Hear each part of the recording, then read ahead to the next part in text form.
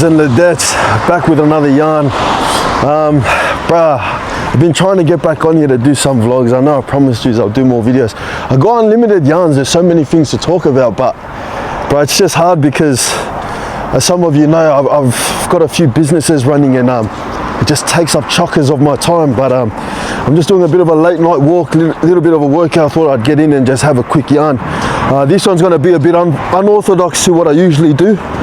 I spoke to my lawyer earlier today, had a conference, and I thought about doing a vlog but about some more interesting things. So I had a good talk with my lawyer just to make sure that nothing, this yarn I'm going to stay within certain guidelines just to make sure that it doesn't further complicate my ongoing case, and also my oldest brother's case, Will, as well. His case hasn't been resolved. So before we go ahead, I just want to say everything in this video is 100% fictional and is for entertainment purposes only. Let's walk back this way. So I'm going to talk a bit about the complications of the underworld of Sydney. Now, following the previous videos, all those incidents that I spoke about in my recent vlogs, these are incidents that happened around 6 years ago, ages ago. Now, the reason why I'm so comfortable in my skin to talk about these incidents is because following those incidents, me and my brothers got involved in much more sophisticated things. And like, it's a whole different ball game once you get into the grits of the underworld of Sydney. The area code beef game is child's play compared to what actually goes on. Even with certain prison politics, you'll find boys that go inside prison, the area code beef doesn't live inside there. You go under different politics that they run inside there. So I'm just going to talk a little bit about my stuff, and like, you guys will have to fill in the blanks with your imagination with certain things that I'm going to be saying. So I done not too bad, actually. We actually done not too bad in my days in the street. And when I say not too bad, I'm not talking money wise. Like, I did make a bit of money, substantial amount of money, but I'm talking about not bad as in all my family is taken care of, and we don't have any loose ends. There's no dramas, apart from anyone that still doesn't like me from the area code beef. Like, yeah. Other than that, everyone has, everyone's doing well with their families, and I've helped my brothers get on their feet with businesses and so forth. So that's what I mean by we done not bad. Now, we also, what would help us navigate well in our time in the street is that me and my brothers, we rolled by certain principles ever since we were young, and these principles would show it played a big role in overall in us being able to navigate well.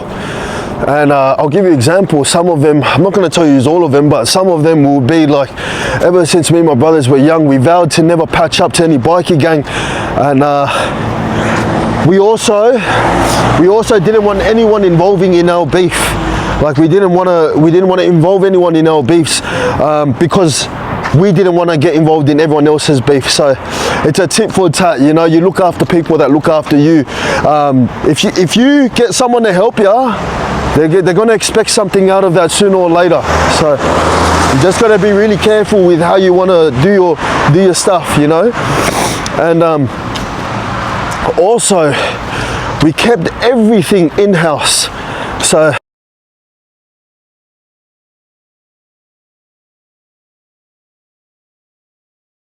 and the reason is, me and my brothers we kept everything in-house.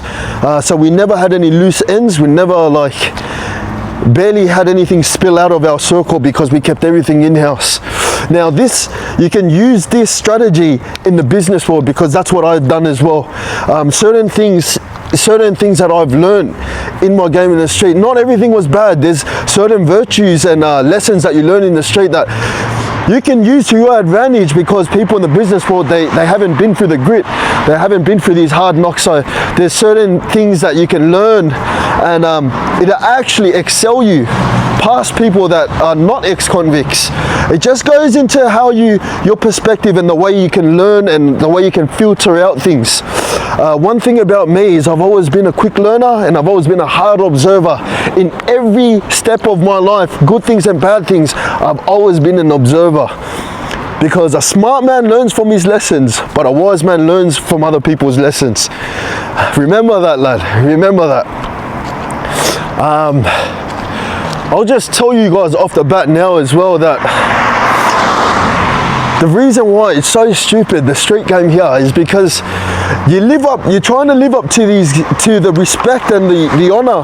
You want this respect from all the gangsters and all these criminals, these big names. You want their respect, but it's a forever going fallacy that will end you up in prison or dead or like worse. Yeah, that is the worst, I guess. But so for example, and I'm just going to say this hypothetically, like this is nothing. So you kidnap someone and then some boys in the underground, they know about it. You'd expect kidnapping to be something up to par, but then you'll have other boys be like, oh, that's all right, but we do knocks. They call us to do that, to wipe out people, you know. So then you just keep moving on to the next level, trying to prove yourself and like get that respect. But guess what? Once you finally reach that last level, lad, and they throw the book at you, you know what happens? They don't respect you. They turn around and say, look at this banana. He's doing life and his wife and his kids are out here. What a banana. Everyone tries to hop onto your missus and then your kids are left in a bloody, in your grandma's or your auntie's house. It's rubbish, bro. This is why I'm trying, it's so important for me to be telling you guys this story, because all of these stories is because when I was young, I get that, like a lot of people tell me that the kids aren't going to listen to you because they're going to have to go through life and navigate through it themselves and learn from themselves, just like how I was. Yeah, I get that. But you see, the reason why I didn't listen to any of my, anyone above me was that these guys that were giving us life advice were like 40, 50 years old. They had already lived their lives. So I'm like, bruh, like, yeah, when I turn 40, 50 years old like you, then I'll settle down and sit down. But at the moment, I'm still young.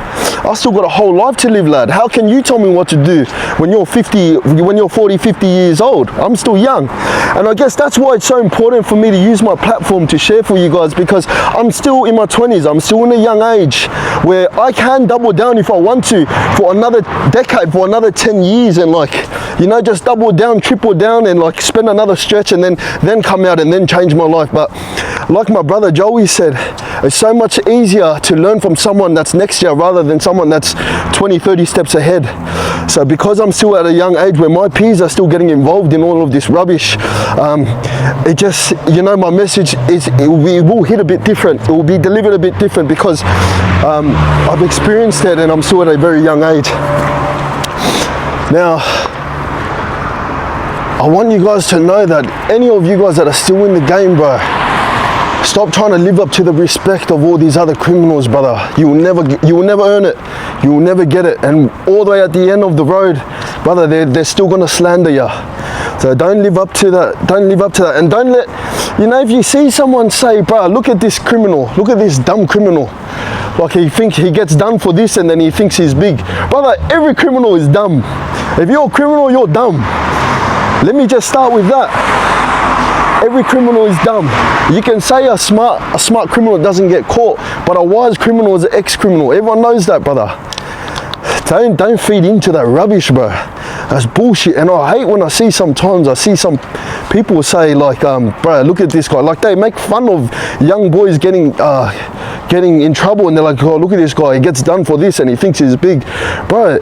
Whether you get done for stealing a lollipop or get done for stealing a car, you need to get out of it, bro. Hear it from me now, my brother. You need to get out of it. Don't worry about what all these bananas are saying. You don't have to have a certain reputation or a certain level of crimes before you know, oh yeah, I've done enough. I've ridden my reputation. Let me get out of it. Trust me, brother. I've done it all.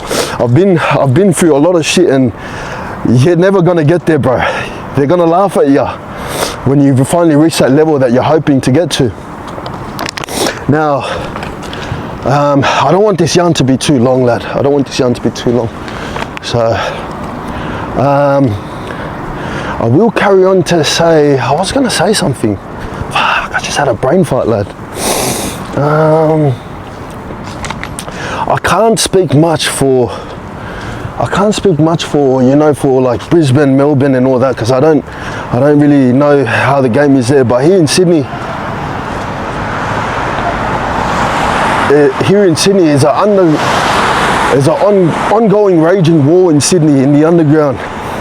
And there's no winners in war, brother. There's only survivors. And that's the truth. And one thing I've learned my days in the street is that vengeance never sleeps here in Sydney. You know, you might get one up today. You might even get two up today. You might even be able to wipe out a whole squad. But 5 years down the track, you know, a nephew or cousin will grow up. He will rise into the ranks. There's always a ball runner growing up on the other side, and vengeance never sleeps. So you just got to make sure that if this is the game you want to play, you're playing for keeps. Yeah, because that's how it goes over here, my brother. And bro, everything is not what it seems over here. You don't have to believe anything I say, but there's a lot of the power hand at play here in Sydney. It will shock a lot of yous once you actually get to the grits of it. The people who are in charge of a lot of the let me just say this, there's a lot of politicians and police officers that are involved in the control of the drug trade here in Sydney.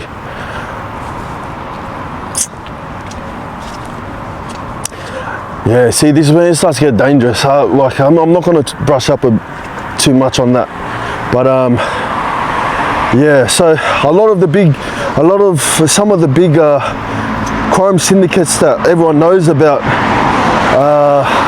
just fish in a big pond with a lot of big power plays at hand. And I was shocked myself when I found out. And it's corruption all the way around, lad. There's a lot of corruption. But that's the world we live in, brother. I'll be honest with you, even in the legitimate business side, bro, some of the taxes these governments are making up, like luxury car tax. If you buy a car over what, 50 or 60,000, the government punishes you for that. What the hell is that? What's that? You get punished for buying a car over 50,000. The government's like, oh, you got money for that? Yeah, give me money as well then. Like, absolutely ridiculous. Like, there's corruption all around, everywhere, bro. You can't really, there's no way around it, bro. But it feels like the world's coming to an end anytime soon anyway. So it's best to tighten up all your loose ends. Make sure your family is well, bro, and just do everything for your family, you know. Get right with God. That's a main one, brother. Get right with God.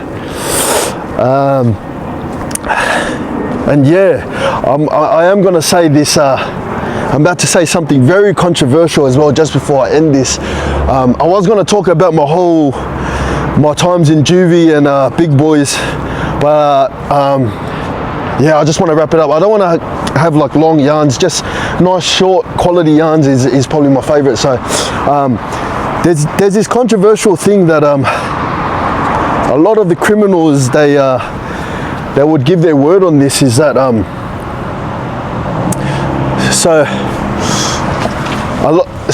lot of the hold on, let me just stand you guys up somewhere. Bruh, as soon as I said I'm going to say something controversial, lad, there's all people coming around me, brother. Move, brother. What the hell? Yeah, so there's this controversial thing that a lot of gangsters in Sydney go about, and that's with the boneyarder thing. Now, my brothers, they spent 2 years inside each, and I've done a bit of time in juvie and done a little bit in big boys as well. 2 years in the main, my brothers, and with the thing about here in Sydney, you can rap, you can talk about other boys and that, and you can say whatever you want, but eventually all roads lead to Rome, brother. Once you end up in prison, you eventually get found out if you are who you say you are. And so that's how it works over there. Now, a boneyard is a special place in prison where we put the rapists and the pedophiles and snitches and all that kind of stuff. Now, there's this very powerful thing that there's this strong thing that a lot of the gangsters and criminals talk about signing yourself in with affiliations. Now, with me, I welcome judgment with open arms, right? I'm not even part of the street game anymore anyway, or part of, like, I'll be honest, I didn't really like to follow any of the elders' politics or anyone anyway, so me and my brothers, we really kept everything in-house, even with things that we didn't agree on, we sorted everything out within our brothers' group chat, and it's still like that today. I love it. We just figure out what we find is morally right and incorrect and wrong. So there's this thing where when you first get processed into prison, right, they check your height, you check your date of birth at reception and everything, and then when you sign in at reception, they ask you for your affiliation, what gang you're affiliated to. Now, a lot of boys say that if you sign in under your affiliation, then like you're classifying yourself as a boneyarder, because you're scared pretty much that they might mix it with your enemy inside prison. Now, I'm probably the few people, or the only one that I know that I disagree with that, only because if I'm spending a stretch inside and I get to choose whether I'm going to spend it with strangers or my mates, I'm going to pick my mates, bro. Like, I'm going to pick my mates. I'll be honest with you. What I'm going to say, I'm going to spend it with strangers. What, just to feel more tough, just to, like, you know, look more tough to other boys. I couldn't care less, my bro. So that's my take, bro. That's my take. If I can spend it with my mates, I would. Plus, they have this thing called RPB or RBP, random personal betting, where they randomly shift it anyway. And even if you put your affiliations, you're eventually gonna end up bumping into people that you don't like anyway, like my brothers did. Yeah, that's just my take on it. That's just my take on it. I feel like if you are wanting to spend time with your mates, you shouldn't be called a boneyarder, because boneyarders are rapists and pedophiles. You're putting someone that wants to spend more time with their mates on the level of boneyarders and pedophiles and rapists. I don't know. That's a bit controversial for me, but I'm not scared to say what I feel and think. That's what I think. Anyways, I'm gonna wrap this up, bro. Basically, I guess everything around what I'm talking about is just to give you guys an idea of how everything works in the underworld. And I'll get more into prison politics and things like that, but if you are in the street game, then you're best off open up a business, lad. Use those skills to open up a business. Reach out to me and let me help you get started. I've already helped a lot of boys get started since we started Bros and Cons and my vlogs. A lot of boys that were coming out of drug addiction and coming out of the street game have already reached out to me, and I've helped a couple of the boys get something started. So that's it for today, lad. I know it was a short yarn, but as promised, I just wanted to keep I want to keep doing this vlogging shit. So love, respect. I'll see you guys on the next one. We have each other, yeah. Tell him I was blessed and forgiven. Through the valleys of shadows of death, if he's in it. And I never told my brothers that I love him and I miss him. But when he's sticky and I stuck, I'm front line and sticking together a conviction.